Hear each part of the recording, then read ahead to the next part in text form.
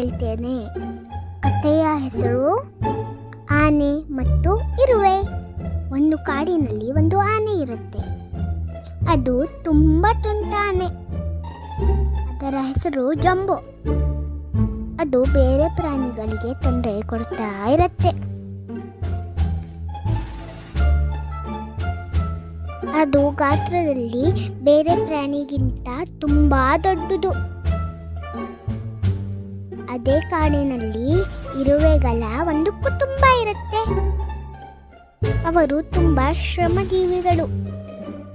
ಪ್ರತಿದಿನ ತಮಗೆ ಬೇಕಾದ ಆಹಾರವನ್ನ ಸಂಗ್ರಹ ಮಾಡ್ತಾ ಇದ್ರು.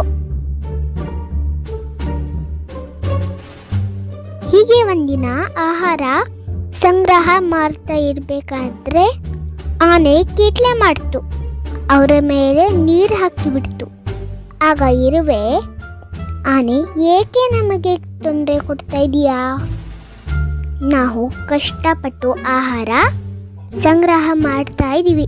ಆಗ ಆನೆ, ನಾನು ಗಾತ್ರದಲ್ಲಿ ದೊಡ್ಡವನು, ನೀವು ಪುಟಾಣಿಗಳು, ನೀವು ನನಗೇನ್ ಮಾಡ್ತೀರಾ ಎಂದು ಹೇಳಿತು.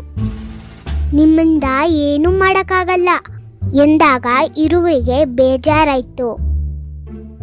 ಒಂದು ದಿನ ಆನೆಯನ್ನ ಹಿಡಿಯಲು ಬೇಟೆಗಾರ ಬಂದ. ಒಂದು ಹೊಂಡದಲ್ಲಿ ಬಲೆಯನ್ನ ಹೆಣೆದ. ಆನೆಯ ಕಡೆ ಗುಂಡು ಹಾರಿಸಲು ತಯಾರಾದ.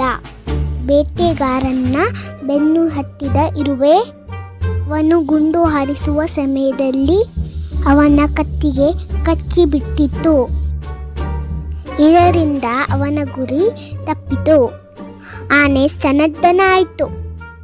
ಬೇಟೆಗಾರನ ಕಡೆ ಓಡಿ ಬಂದು ಅವನನ್ನ ಅಲ್ಲಿಂದ ಓಡಿಸಿತ್ತು.